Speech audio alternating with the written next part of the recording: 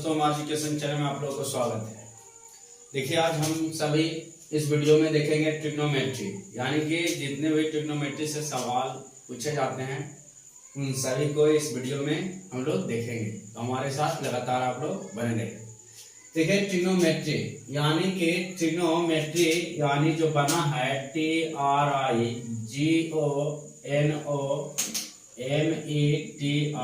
यानी ट्रिग्नोमेट्री हम लोग इसको नाम दिया। ठीक है, अब ये ट्रिग्नोमेट्री जो बना है ये देखिए तीन स्पेलिंग से बना है, यानी कि एक तो हुआ TRI यानी ट्राई मीन्स हो गया यानी कि तीन, यानी यहाँ पे आप कह सकते हैं तीन।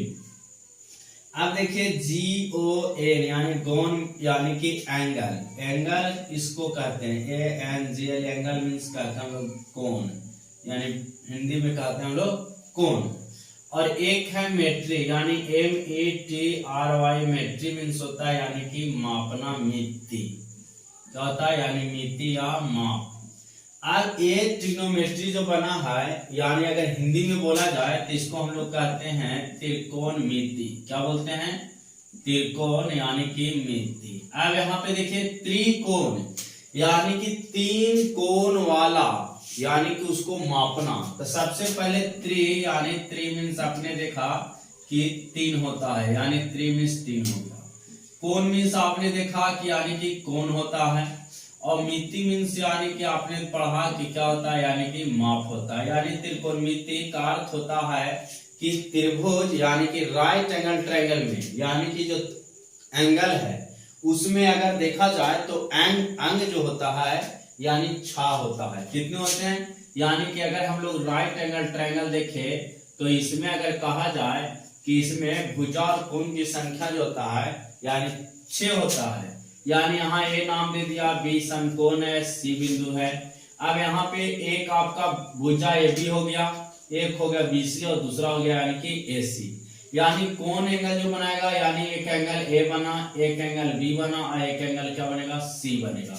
यानी कि यहाँ पे हम लोग देखा जाए तो यानी कि यहाँ पे 6 भुजा कोण मिला करके होता है। यानी टोटल अंग अगर त्रिभुज में बात किया जाए यानी ट्रिग्नोमेट्री के, तो 6 अंग होता है। आपको याद रखना है 6 अंग होता है। अब इस 6 अंग है तो इस 6 अंग का अपने दूसरे अंग के साथ क्या है यानी कि दोस्ती है। यानी कि अगर बात किया जाए इसको हम लोग अगर बोल दिया जाए, क्या बोलते हैं हम लोग राइट एंगल ट्रायंगल में, यानी इसको बोलते हैं हम लोग आधार। क्या बोलते हैं? आधार, यानी कि BASE, इसको नाम दिया बेस। इसको हम लोग बोलते हैं लैम्ब। क्या बोलते हैं? यानी कि लैम्ब, जिसको हम लोग बोलते हैं परपेंडिकुलर, यानी परपेंडिकुलर नाम दे दिया। यहाँ पे इसको हम लोग बोलते हैं यानी कि कर्ण को बोलते हैं हाइपोटेनियस। क्या बोलते हैं? हाइपोटेनियस। अब यहाँ पे देखिए हाइपोटेनियस जो हो गया, जिसको कर्ण बोला, लैम्ब बोला और यहाँ पे आधार बोला। अभी तीनों का संपर्क यानी कि जो है अगर बात किया जाए तो देखिए यहाँ पे अगर हम लोग कहें तो इसको H हम लोग बोलते हैं, इसको P नाम दिया और इसको क्या दिया यानी कि B नाम दिया। अब यहाँ पे हम लोग देखे ओवरऑल तो यहाँ पे 6 कोण यानी कि 3 भुजा और 3 क्या होगा यानी कि कोण हुआ, यानी टोटल अंग जो हो गया वो क्या होगा यानी कि 6 होगा। अब इस 6 में अगर बात किया जाए तो देखिए यहाँ पे ये लैम्ब जो है इसके साथ यानी कि दोस्ती करेगा। ठीक है, तो आधार जो है यानी कि लैम्ब के साथ भी क्या करेगा यानी कि पार्टिसिपेट करेगा। यानी कि यहाँ पे आपको याद रखना है कि लैम्ब आधार में कॉम्बिनेशन बनने का। तो यहाँ पे आधार जो है वो कर्ण के भी साथ क्या करेगा यानी कॉम्बिनेशन बनाएगा, तो यहाँ पे ये भी बनाएगा। इसके बाद यानी कि देखा जाए तो ये भी यानी कि अगर देखेगा कर्ण को तो कर्ण भी देखेगा किसको यानी कि लैम्ब को। तो यहाँ पे हम लोग देखा कि ये तीनों जो भुजा है ये तीनों को एक दूसरे से आपस में क्या है यानी कि घनिष्ठता संबंध है। अब इस घनिष्ठता संबंध को हम लोग यानी कि देखेंगे। देखिए किस प्रकार से यानी कि इसको सजाया। तो सबसे पहले यानी कि इसको नाम यानी कि रखा गया कि 6 है अंग ट्रिग्नोमेट्री में, यानी राइट एंगल ट्रायंगल का तो इन छओं का नाम दे दिया। पहला हम लोग बोलते हैं यानी साइन थीटा, यानी जा था, पहला नाम था साइन जा, ठीक है, यानी साइन जा, इसको नाम दे दिया, यानी जा को हटा करके क्या, यानी कि थीटा। तो आपको याद रखना है साइन जा को साइन थीटा रखा गया है। उसी प्रकार से था कॉस जा, कॉस जा का नाम था क्या, यानी कॉस थीटा रख दिया गया। तो साइन थीटा हो गया, इसके बाद यानी कॉस थीटा हो गया, इसके बाद यानी टैन थीटा हो गया, इसके बाद कॉट थीटा हो गया, फिर हो गया कॉसेक थीटा, और आ जाता है कौन, यानी कि सेक थीटा। अब यहाँ पे ये आपका देखिए 6 है, यानी कि पहला है, दूसरा है, तीसरा है, चौथा है, पांचवा है, और इक्यावा है, यानी छठा है। यानी ये जो 6 है, इन 6 का अगर देखा जाए तो आपस में एक दूसरे से बहुत बड़ा क्या है, यानी कि संबंध है। जैसे हम लोग को एक दूसरे फैमिली से, आप लोग से, यानी कि क्या है, संबंध है। इसी प्रकार से यानी कि राइट एंगल ट्रायंगल में भुजा कोण के बीच भी क्या है, आपस में यानी कि संबंध है। अब साइन थीटा यानी बात किया जाए तो साइन थीटा लंब आधार होता है। तो यहाँ पे हम लोग साइन थीटा बराबर लिखेंगे लंब बटा यानी कि आधार, यानी लंब को P बटा यानी कि B कह सकते हैं, P by B। Cos theta equal to, अगर इसको एक और हम लोग देखे याद करने के लिए, तो आपको याद रखना है इंग्लिश में इसको हम लोग L बोलते हैं, लैम्ब सॉरी L A, और इसको बोलते हैं K का मतलब कर्ण हो गया, L का मतलब लंब हो गया, A का मतलब आधार हो गया। अगर इसको देखा जाए तो इसको हम लोग याद करने के लिए बोलते हैं लाल यानी बट्टा कक्का, यानी अगर इसको आप याद रखेगा तो ये रामबाण है, यानी कि sine theta cos theta tan theta cosec theta cot theta में कभी आपको किसी प्रकार के प्रॉब्लम नहीं होगा। यानी कि यहाँ पे देखना है कि लाल बटा कक्का, या यहाँ पे आप देखना है पंडित हरि प्रसाद हर हर यानी बोले, ये भी आप याद रख सकते हैं, पंडित हरि प्रसाद यानी कि हर हर बोले। या आप याद रख सकते हैं पाकिस्तान हिंदुस्तान यानी पाकिस्तान ना PH न हो गया, यानी लाल बटा कक्का, तो H हो गया। पंडित बद्री प्रसाद होगा हर हर यानी कि बोले, ये आप बोल सकते हैं पंडित बद्री प्रसाद B। या बोल सकते हैं पाकिस्तान भूखा प्यासा और हिंदुस्तान हरा भरा, यानी कि आप ये भी बोल सकते हैं, कुछ दिक्कत नहीं होगा। पहला आपको याद रखना है लाल बटा कक्का, अगर याद नहीं है तो पंडित बद्री प्रसाद हर हर बोले, यानी पंडित जी जो बद्री प्रसाद हैं वो क्या करेंगे, गुण गाएंगे किसका, हरि का, यानी हर हर भोले हर हर। तो यहाँ पे याद रखना पंडित बद्री प्रसाद हर हर बोले। या फिर पाकिस्तान भूखा प्यासा, यानी पाकिस्तान हमेशा भूखा प्यासा है, हमेशा दूसरे के मारने तुला होता है, छीनने पर होता है, तो उसको नाम दे दिया पाकिस्तान भूखा प्यासा। और हिंदुस्तान हमेशा हरा भरा, यानी कि दूसरे को हमेशा सेवा करते आ रहा है और करता रहेगा। तो आप याद रख सकते हैं कि पाकिस्तान भूखा प्यासा, हिंदुस्तान हरा भरा। अब देखिए यहाँ पे हम लोग इसको बोले लैम्ब, यानी पहला जो हुआ साइन थीटा हो गया, A बटा K जो हुआ यानी कि कॉस थीटा हो गया, और L बटा A जो हुआ यानी कि टैन थीटा हुआ। अब इधर नीचे बात किया जाए, नीचे से अपोजिट देखा जाए तो साइन का अपोजिट यानी कि कॉसेक रेसिप्रोकल का कॉसेक हो गया, ये साइन सेक हो गया, और यहाँ पे क्या हो गया यानी कि कॉट हो गया। अब यहाँ पे आप याद रख सकते हैं sine cos tan cosec sec cot, यानी साइन का रेसिप्रोकल कॉसेक, कॉस का रेसिप्रोकल सेक, टैन का रेसिप्रोकल का यानी कि कॉट। तो आप देखा जाए कि कॉस थीटा इक्वल टू होता है कि आधार, यानी कि अगर बात किया जाए आधार बटा यानी कि कर्ण, आधार यानी कि A बटा यानी कि K है ना, यानी B आप या H लिख सकते हैं, यानी आधार को हम लोग B बोलते हैं, B बाई एच। इसी प्रकार से यानी tan थीटा के बात किया जाए तो tan थीटा इक्वल टू होता है लंब यानी बटा यानी कि आधार। तो लंब बटा आधार इसको लिखेंगे। लंब को बोलते हैं P और आधार को बोलते हैं यानी कि B, तब P बाई B बोलेंगे।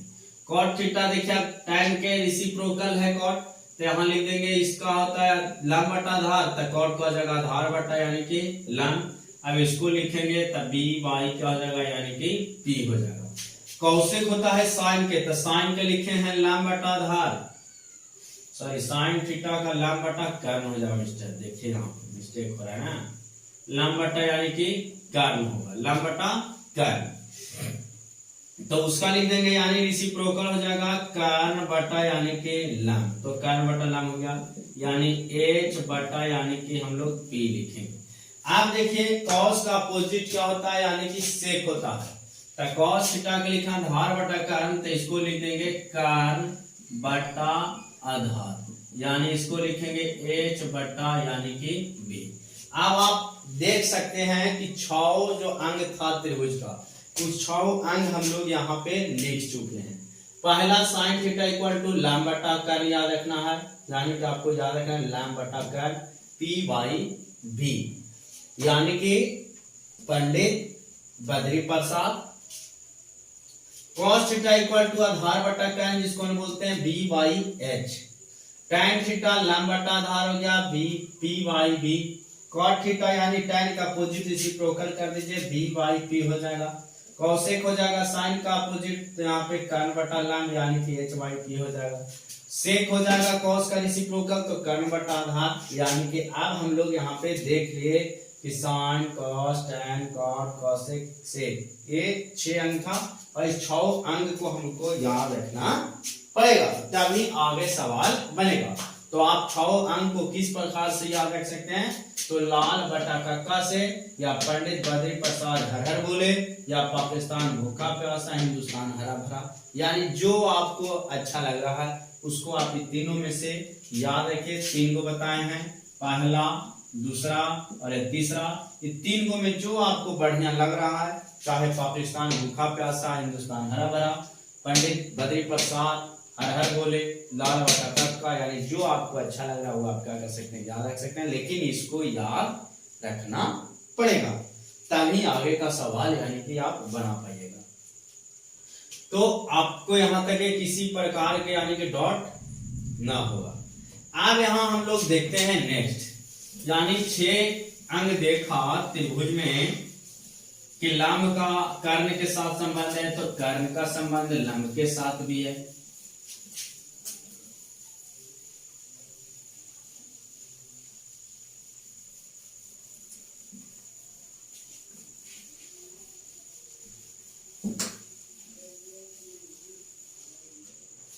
अब यहां देखिए आप, यानी कि जो है अगर देखें फर्स्ट में ये राइट एंगल ट्रायंगल है, यहाँ इसको बेसिक ढंग से समझ जाइए। इसको बी जो है वो राइट एंगल ट्रायंगल है, यानी राइट का एक मतलब आप समझ ही गए होंगे कि 90 डिग्री के कोण बनाएगा। यहाँ पे ए नाम दे दिया, यहाँ पे क्या नाम दे दिया बी। अगर देखिए थीटा अगर हम लोग यहाँ पे रख देते हैं बी के पास, थीटा हम लोग किसके पास रख देते हैं यानी कि बी के पास रख देते हैं, तो इसके ठीक यानी सामने वाला जो होगा यानी कि भुजा वो आपका क्या कहला जाएगा यानी कि लंब कहला जाएगा। तो यहाँ पे हम लोग इसको लंब बोल देंगे। आप जब लंब पता चलेगा तो ये जो आधार ना होगा यानी अगर ठीक देखा तो ये आधार यहाँ से हो गया, और जो बच गया वो क्या हो जाएगा यानी कि सबसे बड़ा है वो कर्ण हो गया। तो इसको हम लोग के नाम दे दिया, इसको ए नाम दे दिया, और इसको क्या देगा यानी कि एल नाम दे दिया। तो यहाँ पे आपको पता चलेगा कि लंब आधार और कर्ण। अब यहाँ पे अगर नेक्स्ट अगर देखा जाए कि एक और राइट एंगल ट्रायंगल ले ले और आपको यहाँ पे इस प्रकार से कह दे कि थीटा का वैल्यू अब यहाँ है, ये राइट एंगल ट्रायंगल है, तो इसमें बताइए कि लंब कौन होगा आधार कौन होगा। तो यहाँ आप ए हो गया, बी हो गया, यहाँ पे क्या हो गया सी। तो थीटा के ठीक सामने वाला यानी कि जो भुजा होता है वो आपको याद रखना है कि क्या कहलाता है लंब कहलाता है। तो ये अब आपका लंब हो गया यानी कि एल हो गया, और ये आपका क्या हो गया यानी जहां से देखा हुआ आपका आधार हो गया ए हो गया, और जो बच गया वो आपका क्या कहलाएगा यानी कि कर्ण। कहे के मतलब के कहलाएगा। तो आपको इसको भी याद रखना पड़ेगा कि थीटा के ठीक सामने वाली जो भुजा होती है वो क्या कहलाती है, यानी कि लंब कहलाती है। आप देखिए यहाँ पे क्वेश्चन आपको किस प्रकार से यानी कि पूछेगा। नंबर 1 हम लोग क्वेश्चन लेते हैं, देखिए इसको मिटा देते हैं।